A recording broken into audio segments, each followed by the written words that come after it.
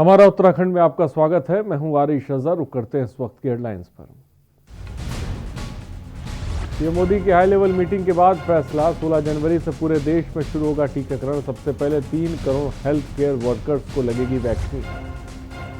कोविड-19 के टीकाकरण के लिए पुख्ता इंतजाम के लिए सीएम रावत ने दिए कड़े निर्देश। तैयारियों को लेकर सभी जिलों के कलेक्टरों से की बात। महाकुंभ 2021 को लेकर मंथन, सभी कार्यों की लगातार समीक्षा। बाकी कार्यों में तेजी लाने के लिए संबंधित अधिकारियों को दिए निर्देश। उत्तराखंड के परिवहन मंत्री यशपाल आर्य का नैनीताल दौरा, प्रांतीय उद्योग व्यापार मंडल के शपथ ग्रहण समारोह में की शिरकत। कांग्रेस के प्रदेश प्रभारी देवेंद्र यादव का राजधानी पहुंचने पर किया गया भव्य स्वागत। आयोजित हुई प्रेस वार्ता, नेता प्रतिपक्ष भी रही प्रेस वार्ता में मौजूद। लक्सर में जल संसाधन विभाग के प्रधान सहायक पर 1.5 करोड़ के गबन का आरोप, जेई ने कोतवाली में दर्ज कराया प्रधान सहायक के खिलाफ मुकदमा। आप देख रहे हैं के न्यूज, खबरों का सारथी।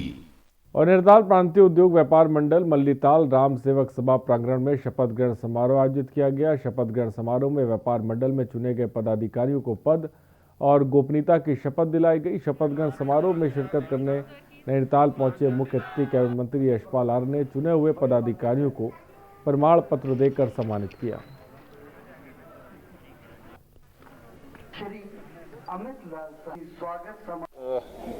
छात्रवृत्ति घोटाला जो लगातार पिछले कई वर्षों से में कई लोग संलिप्त थे, हमने समुचित कदम उठाए, हमने कार्रवाई की। माननीय उच्च न्यायालय ने भी इसमें हमें निर्देश दिए हैं। कई लोगों की गिरफ्तारी हो चुकी है अधिकारियों की, और जांच सही दिशा में जा रही है। और जो भी कितना ही प्रभावशाली व्यक्ति होगा, अगर वो संलिप्त पाया जाएगा अधिकारी, तो उसके खिलाफ कड़ी से कड़ी कार्रवाई होगी।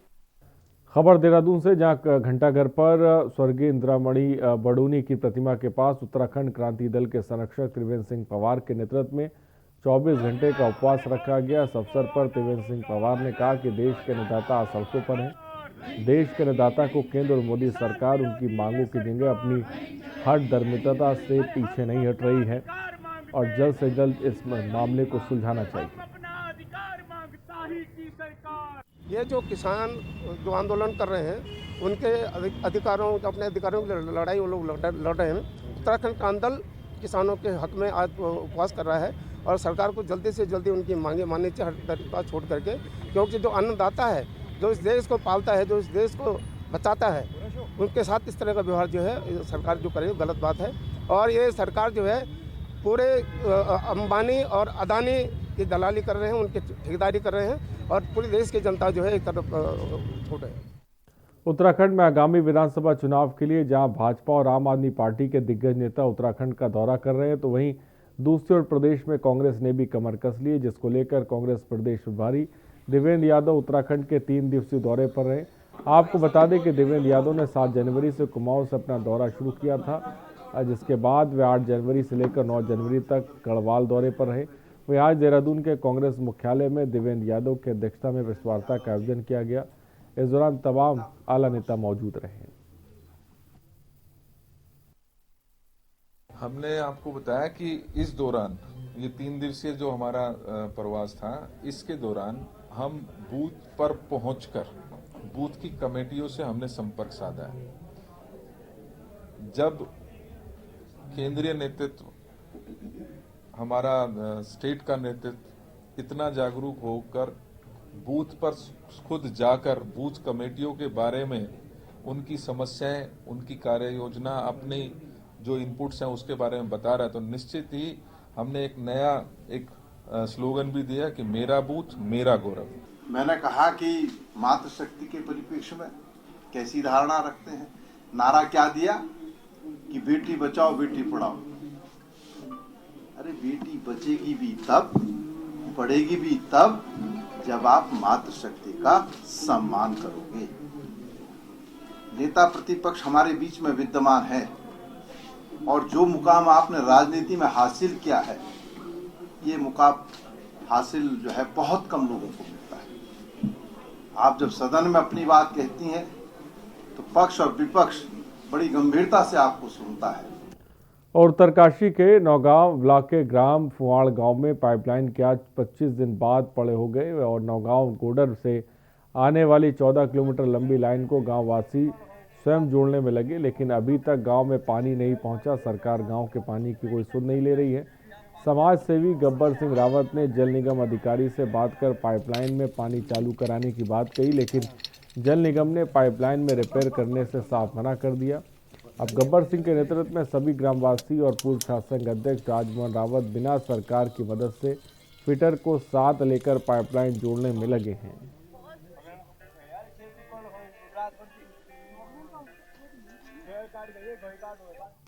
खबर मंगलौर से, जहां गुरुकुल नारसन हाईवे पर स्थित अतिथि होटल में आग लग गई और आग लगने से होटल में रखा लाखों का सामान जलकर स्वाह हो गया।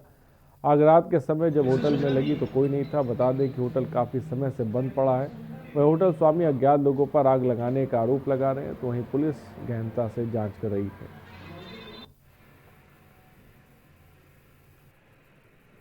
12:30-1 बजे करीब में 2 व्यक्तियों ने नारसन चौकी में जाके सूचना दी थी कि आर्यन होटल, ये अतिथि होटल में धुआं निकल रहा है। इस सूचना पे तत्काल वहाँ पे फायर और चौकी से फोर्स पहुँची थी। मैं भी मौके पे पहुँचा हुआ था। तो पहले तो आग को बुझाया गया, जो कि एक मेज के नीचे कुछ कागज़ और कुछ गत्ते के ऐसे सामान रखे थे जिसमें लगे थे। बाद में आग बुझाने के बाद हमने वहाँ पे जाँच करी तो वहाँ पे मौके पर न कोई घायल मिला। और भारत नेपाल सीमा पर दर्जनों ग्रामीणों की चिकित्सा दुरुस्त के लिए सीमांत क्षेत्र में बना सरकारी अस्पताल स्वास्थ्य व्यवस्था से किस तरह जूझ रहा है, इसकी बानगी देखने को मिली। रिपोर्ट देखिए। सूबे के मुखिया त्रिवेंद्र सिंह रावत जी के देखरेख में स्वास्थ्य महकमे की कमान है। उसके बाद भी उधम सिंह नगर जिले के सीमांत क्षेत्र खटीमा के गांव नगरा में करोड़ों की लागत से 2013 में बना अति स्वास्थ्य केंद्र सफेद हाथी से कम नहीं है। बल्कि हम नहीं कह रहे कि ये तस्वीर बयां कर रही है। बीजेपी विधायक पुष्कर सिंह धामी के गृह क्षेत्र में बना ये सरकारी स्वास्थ्य केंद्र, जो कांग्रेस शासनकाल में करोड़ों की लागत से दर्जनों ग्रामीणों के उपचार हेतु अस्पताल बनाया गया था। स्थानीय ग्रामीणों में खुशी की लहर थी जब अस्पताल की नींव रखी गई, लेकिन वर्तमान में भाजपा सरकार में ये करोड़ों की लागत से बना अस्पताल सफेद हाथी साबित हो रहा है। स्थानीय ग्रामीणों का कहना है, ग्राम पंचायत नगलातराय का प्राथमिक स्वास्थ्य केंद्र यहाँ पर बनाया गया है, करोड़ों की लागत से बना हुआ है। उसमें ना अभी तक तो कोई डॉक्टर है, ना उसमें 4th क्लास है। एक फार्मासिस्ट बैठते हैं वहाँ पर, एक जो आयुर्वेदिक डॉक्टर साहब बैठते हैं। उन्हीं के माध्यम से जो भी छोटी मोटी दवाइयाँ उपलब्ध होती हैं या नहीं होती हैं वो बाहर से लिख दी जाती हैं। और यहाँ पर इतना सब कुछ पैसा सरकार का व्यय होने के बावजूद भी सरकार इस तरफ बिल्कुल भी ध्यान नहीं दे रही है। करोड़ों की लागत में सरकार ने अस्पताल तो बना दिया है, लेकिन डॉक्टर की कोई सुविधा नहीं है, ना दवाइयों के लिए हमें अस्पताल जाना पड़ता है खटीमा, और ना दवाइयाँ उपलब्ध रहती हैं।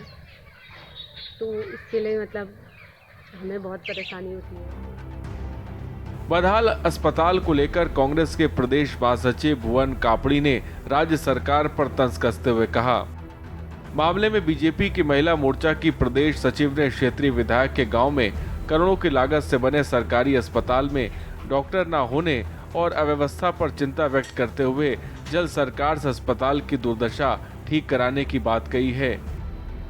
पूरे मामले में क्षेत्रीय चिकित्सा अधीक्षक से अस्पताल के स्टाफ अनियमितता पर पूछा तो उन्होंने भी डॉक्टरों की कमी और दवाएं न होने की बात कहते हुए उच्च अधिकारियों को प्रस्ताव की बात कहते नजर आ रही हैं। सरकार द्वारा करोड़ों रुपए की लागत लगाकर जो ये सरकारी अस्पताल नगरातराई ग्राम में बनाया गया था, ये आपके माध्यम से ही हमें पता चल रहा है कि वहाँ पर डॉक्टर, स्टाफ और कोई दवाइयाँ उपलब्ध नहीं हो पाती हैं। जो भी स्टाफ वहाँ पर है वो या तो उपलब्ध नहीं रहता और या दवाइयाँ नहीं दे पाता। तो ये बड़ी चिंता का विषय है सीमांत क्षेत्र के लिए। अगर ऐसी बात है तो हम इस पार्टी फोरम के माध्यम से प्रदेश के मुखिया तक इस बात को पहुंचाएंगे। वहाँ पे मेडिकल ऑफिसर की पोस्ट खाली है एलोपैथिक, और जो है वहाँ पे एक फार्मासिस्ट तैनात है। वार्ड बॉय जो रिटायर हो गए थे उनकी जगह हमने अपने यहाँ से वार्ड बॉय तैनात किया है। और अभी हमारा अपने अधिकारियों से ये है कि प्रस्ताव है कि वहाँ पे एक तो हम कोल्ड चेन मेंटेन करना चाहते हैं, जिससे कि वहाँ जो पीएचसी के आसपास के जितने भी सब सेंटर्स हैं वहाँ के लिए वो वैक्सीन अवेलेबल हो जाए। दूसरा, वहाँ पे जो है डिलीवरी पॉइंट स्टार्ट करने की बात है। बहरहाल करोड़ों के खर्च होने के बाद भी अस्पताल में व्यवस्था दुरुस्त नहीं है। अब देखना होगा कि आखिर कब मामले में बड़ा एक्शन होता है। खटीमा से के न्यूज़ के लिए सुरेंद्र कुमार गुप्ता की रिपोर्ट। और रुकते हैं ब्रेक के लिए, जल्द हाजिर होंगे।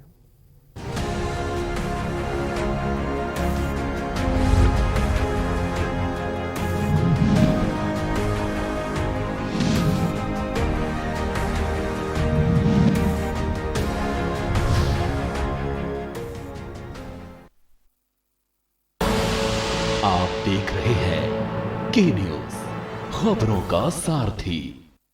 उत्तराखंड के युवाओं के लिए शुरू की गई मुख्यमंत्री स्वरोजगार योजना के सुखद परिणाम दिखाई देने लगे हैं।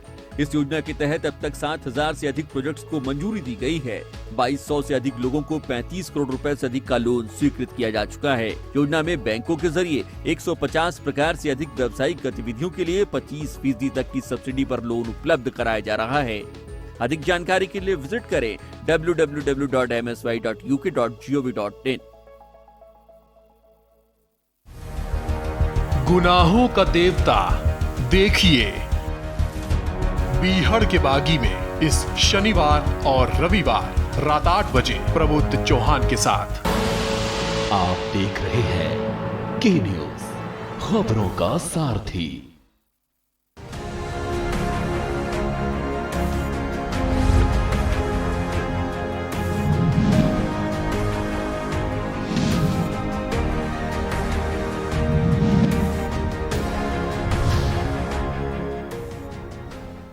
और खबर देहरादून से, जहां मुख्यमंत्री त्रिवेंद्र सिंह रावत ने कोविड-19 के टीकाकरण के लिए पुख्ता इंतजाम किए जाने के निर्देश दिए।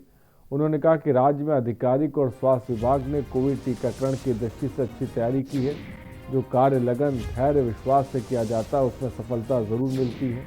साथ ही मुख्यमंत्री ने कोविड-19 टीकाकरण की तैयारियों के लिए जिलाधिकारियों से वीडियो कॉन्फ्रेंसिंग के माध्यम से बात की। उन्होंने कहा कि उत्तराखंड में जल्द टीकाकरण की शुरुआत होने की संभावना है, तो बेहतर तालमेल से मिलेंगे अच्छे परिणाम।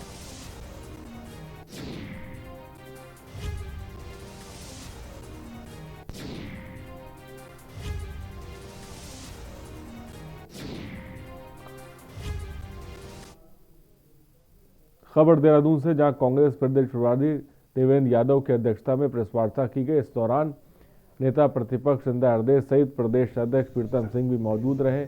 वहीं इस दौरान प्रदेश में लगातार बढ़ती बेरोजगारी, भ्रष्टाचार सहित कई मुद्दों पर राज्य सरकार को घेरा। वहीं प्रीतम सिंह ने कहा कि ऊपर से लेकर नीचे तक राज्य सरकार भ्रष्टाचार में लिप्त है। साथ ही कहा कि बेटी बचाओ बेटी पढ़ाओ का नारा देने वाली सरकार में महिलाएं सुरक्षित नहीं हैं। कोरोना काल के दौरान राज्य सरकार सुविधाएं देने में विफल साबित हुई है। और लगभग 4 साल का कार्यकाल प्रदेश के अंदर जो परिस्थितियां हैं और इन 3 दिनों में और डोईवाला विधानसभा में एआईएमआईएम की जनसभा का आयोजन किया गया, जिसमें प्रदेश अध्यक्ष डॉक्टर नैयर काजमी समेत तमाम नेताओं ने शिरकत की और मुस्लिम समाज के 73 सालों से उपेक्षा का आरोप राजनीतिक दलों पर लगाते हुए कहा कि अब मुस्लिम समाज के लोग जागरूक हो गए और अपने हक की लड़ाई लड़ने के लिए चुनाव मैदान में उतरेंगे। डोईवाला विधानसभा में एआईएमआईएम पूरी ताकत के साथ चुनाव लड़ेगी और मुस्लिम समाज के लोगों को उनका हक दिलाकर बराबरी का दर्जा देगी। एआईएमआईएम उत्तराखंड में अपने वजूद बनाने के साथ ही मुस्लिम बहुल क्षेत्र में अपना प्रत्याशी भी खड़ा करेगी। चलेगा और मजलिस को मजबूत कीजिएगा। शुक्रिया बहुत बहुत। अस्सलाम वालेकुम।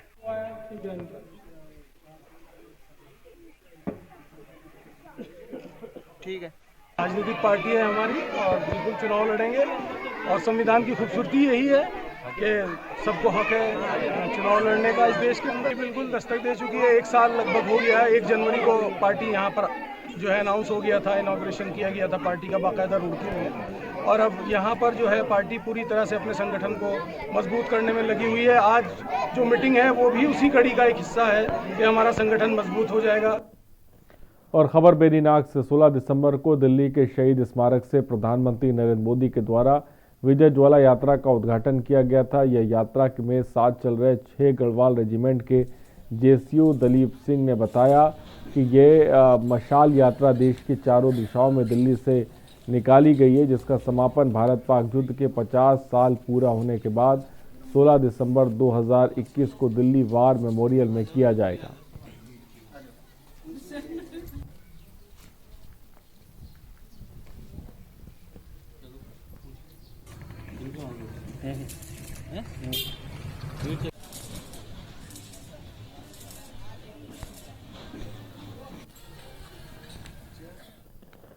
और 2022 के विधानसभा चुनाव को देखते हुए भारतीय जनता पार्टी संगठन स्तर पर जहां कार्यकर्ताओं को मजबूत बनाकर सरकार के कार्यों को आम जनता के बीच लेकर जाने की रणनीति पर काम कर रही है, तो वहीं बूथ स्तर पर शक्ति केंद्र कार्यशाला का आयोजन कर सभी कार्यकर्ताओं से आह्वान किया गया कि सरकार के कार्य जन जन तक ले जाएं, ताकि 2022 के विधानसभा चुनाव में भारतीय जनता पार्टी की सरकार बड़ी बहुमत से बनाई जा सके। रानी पोखरी भाजपा मंडल में का शक्ति केंद्र कार्यशाला का आयोजन कर कार्यकर्ताओं से आह्वान किया गया कि सभी लोग अभी से जुट जाएं और सरकार के साथ संगठन के कार्य को जन जन तक पहुंचाएं।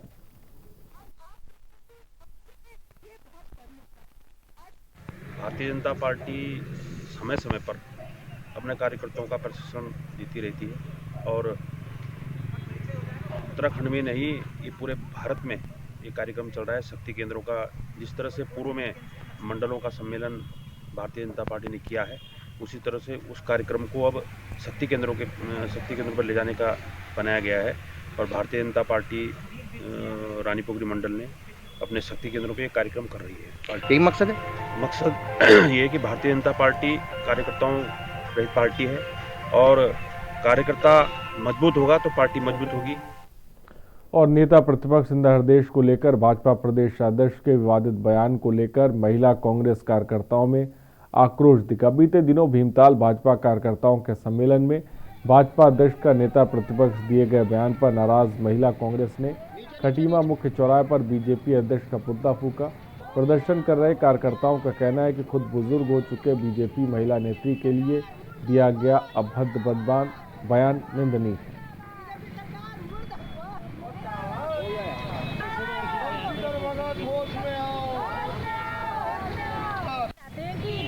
भगत जी ने एक इतने बड़े पद पे होते हुए और ये बच्चों जैसे जो हरकतें की है, जो एक लेडीज के लिए इतने गंदे शब्दों का प्रयोग किया, उसके लिए हम लोग आक्रोशित हैं। हाँ, नेता प्रतिपक्ष और हम लोग इसके लिए आक्रोशित हैं। हर जगह धरना प्रदर्शन होगा, उनके पुतले दहन करेंगे। और लक्सर कोतवाली पुलिस ने वरिष्ठ पुलिस अधीक्षक के निर्देश में अवैध कच्ची शराब की रोकथाम हेतु अभियान चलाया गया और अभियान में प्रभारी निरीक्षक महोदय के नेतृत्व में मुखबिर की सूचना पर 25 लीटर शराब के साथ 3 अभियुक्तों को परिवहन सहित गिरफ्तार किया गया। वहीं तीनों को संबंधित धाराओं में मुकदमा दर्ज कर जेल भेज दिया गया है। ठीक है, मैं कह रहा हूँ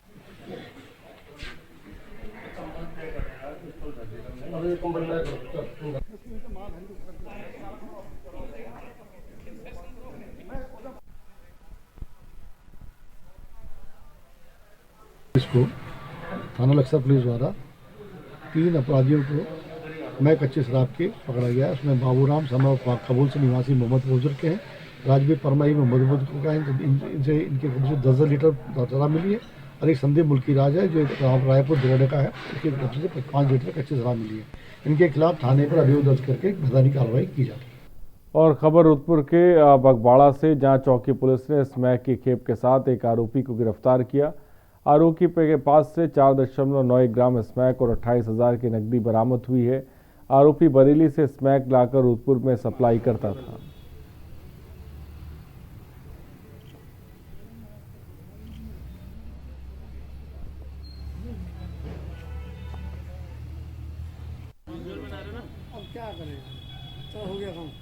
मुझे कल एक सूचना आई थी, सहजनी के पास एक व्यक्ति जिसका नाम आबिद है, उसके पास स्मैक होना बताया गया था। तो मौके पे जाके चेक किया तो उसके पास 4.09 ग्राम स्मैक बरामद हुई है। सर कहाँ से लाता था और कहाँ सप्लाई करता था सर, कुछ जानकारी? उसने बताया कि कोई बरेली से व्यक्ति आता था, उस साइड ही उसको देता था और वो फिर मतलब यहाँ लोकल स्तर पे सप्लाई करता था। यहाँ पे रुकते हैं एक ब्रेक के लिए, जल्द हाजिर होंगे।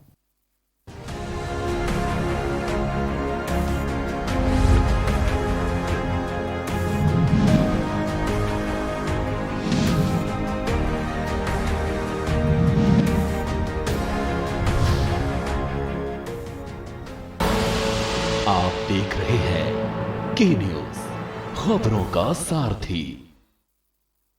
उत्तराखंड के युवाओं के लिए शुरू की गई मुख्यमंत्री स्वरोजगार योजना के सुखद परिणाम दिखाई देने लगे हैं।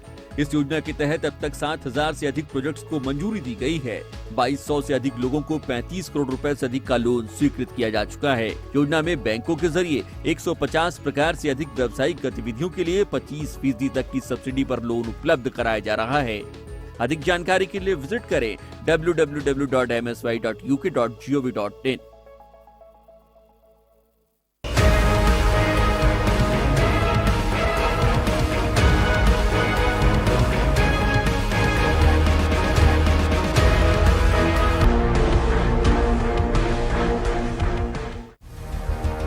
गुनाहों का देवता देखिए बीहड़ के बागी में इस शनिवार और रविवार रात 8 बजे प्रबुद्ध चौहान के साथ।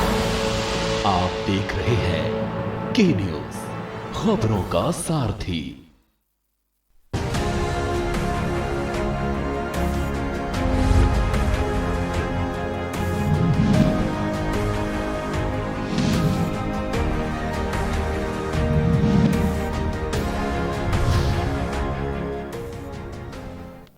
ब्रेक के बाद आपका स्वागत है। खबर सितारगंज के उधम सिंह नगर से, जहां नगर पंचायत शक्तिगढ़ निवासी अशोक मंडल के घर के मंदिर से पूजा का सामान चोरी करने वाले 2 आरोपी को गिरफ्तार किया गया है। कोर्ट ने पेशी के बाद दोनों चोरों को जेल भेज दिया गया।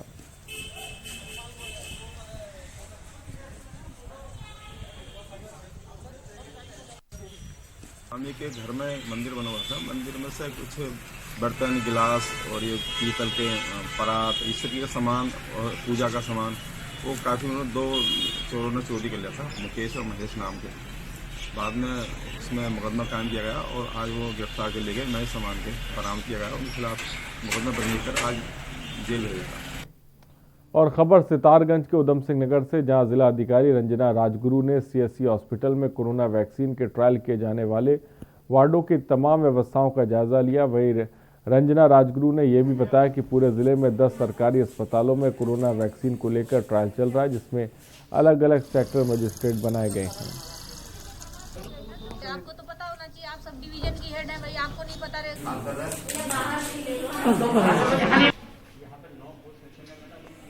पूर्वाभ्यास चल रहा है जो हमारे जिले में 10 जगहों पे चल रहा है। इसमें सभी जोनल सेक्टर मजिस्ट्रेट की भी ड्यूटी लगी है, तो मेरे द्वारा भी ये जिला अस्पताल और किच्छा और यहाँ पे सितारगंज में निरीक्षण किया गया। अभी जो सितारगंज में 1-2 कमी मिली, हालांकि आज हमारा काम है कि हम लोग ज़्यादा से ज़्यादा कमी निकालें ताकि आगे उसको हम लोग सुधार भी कर सके स्वास्थ्य विभाग। इसमें सीसीटीवी तो इंस्टॉल है, बस सेशन साइट के अंदर भी सीसीटीवी लगाने थे जो कि नहीं लगा हुआ है। उत्तराखंड मित्र पुलिस के लंबे समय से भर्ती और प्रमोशन पर जल्दी मोहर लगने वाली है। जी हां, इस खुशखबरी पर सरकार और प्रशासन अपनी तैयारी में अब जोरों से लगा है। 2 दिन से हो रही ताबड़तोड़ बैठक का सिलसिला लगातार जारी है। प्रदेश में प्रमोशन का इंतजार कर रहे पीएससी हेड कांस्टेबल अब दरोगा बनेंगे और प्रमोशन के आदेश जारी कर दिए गए हैं।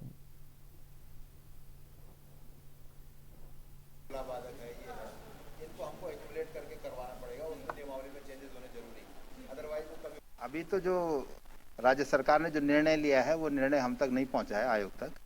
जब भी वो निर्णय आएगा तो उसके बाद उनके 2 तरह की परीक्षाओं की हमने अभी डीजीपी साहब से कल बैठक हुई है, तो उनके 2 तरह की परीक्षाएं हैं पुलिस विभाग की। एक तो है रैंकर्स के एग्जाम जो प्रमोशन के लिए होंगे, हेड कांस्टेबल पे और एसआई पे। वो रैंकर्स एग्जाम हम कराने वाले हैं जल्दी।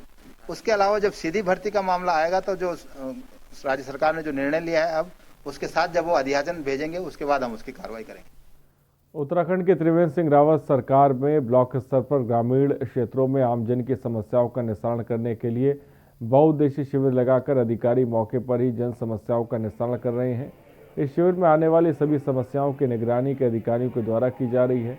डोईवाला ब्लॉक के भोगपुर ग्राम सभा में पंचायत घर में तहसील स्तर के सभी विभागों के अधिकारियों ने शिरकत की और गांव के लोगों को समस्याओं को सुना और डोईवाला के खंड विकास अधिकारी वीएस नेगी की देखरेख में शुरू हुए शिविर में 15 शिकायत भी दर्ज की गई। करने की बात की गई है यही पे, लेकिन कोशिश यही है कि अधिकतर समस्याएं जो यहाँ की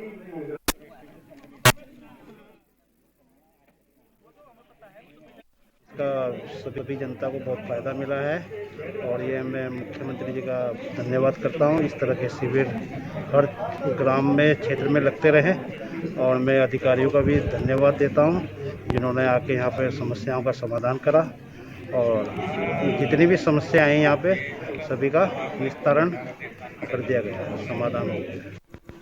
ये सामान्यतः ग्रामीणों में जो सामान्य शिकायतें हैं गाँवों की छोटी बड़ी जो शिकायतें हैं उनका निस्तारण यहीं पे करने हेतु किया गया है कि यहीं पे शिकायत समाधान किया जाए और जो यहाँ पे नहीं हो पाएंगे तो हम शासन स्तर या अधिकारियों की स्तर देंगे। और आने वाली कोरोना वैक्सीन को चंपावत में जिला प्रशासन अलर्ट मोड पर आ गया है। कोरोना वैक्सीन को लेकर DM SN Pandey press conference कर मीडिया से जानकारी शेयर की। इस दौरान डीएम ने कहा कि जिले में 10 जगहों को चिन्हित किया है जिसको लेकर अधिकारियों की टीम गठित की गई है। 8 जनवरी से कोरोना वैक्सीन को लेकर ड्राई रन मॉक ड्रिल भी की जा रही है ताकि जब कोरोना वैक्सीनेशन आए तो किसी तरह की परेशानी ना हो।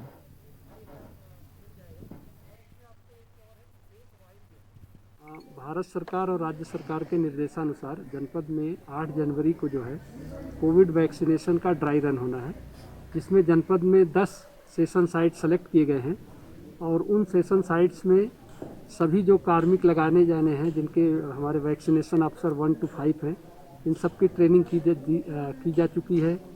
इनको जो है जो आवश्यक सामग्री है वो इनको कल प्रदान कर दी जाएगी और कल जो है पूरी तैयारी हो गई। आज जो हमने जोनल और सेक्टर मजिस्ट्रेट को भी निर्देशित किया। और खबरों में इतना ही, बने रहिए हमारे साथ। नमस्कार।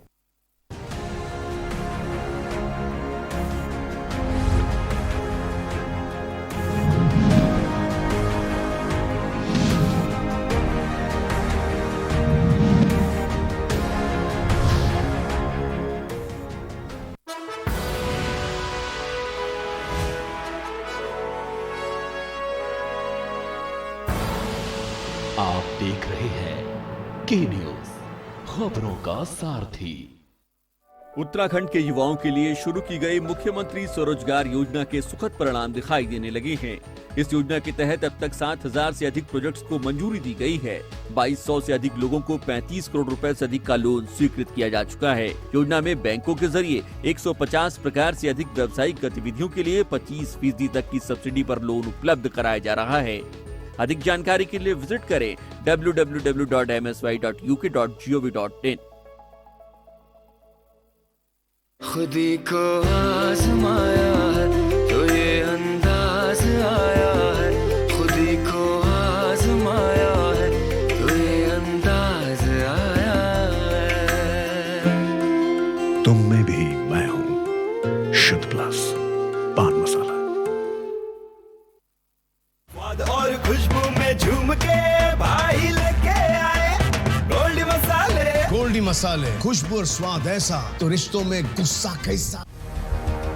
गुनाहों का देवता देखिए बीहड़ के बागी में इस शनिवार और रविवार रात 8 बजे प्रबुद्ध चौहान के साथ। कोर्ट कचहरी के ना लगे चक्कर, सबसे अधिक यही है बेहतर।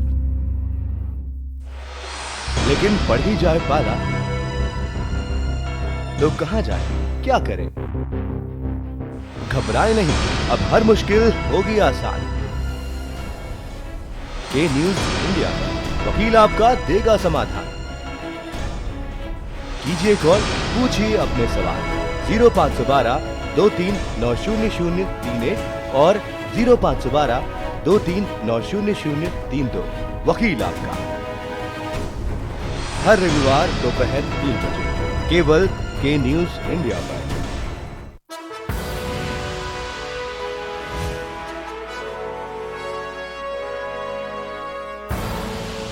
आप देख रहे हैं के न्यूज, खबरों का सारथी। कोरोना संकट काल में के न्यूज इंडिया की देशवासियों से अपील है कि हम जाति धर्म को भूलकर कोरोना को हराने में एक साथ खड़े हों। जरूरतमंदों की मदद करें। कोरोना के खिलाफ जंग में हम अपना योगदान दें। हम सब मिलकर लड़ेंगे और मिलकर जीतेंगे।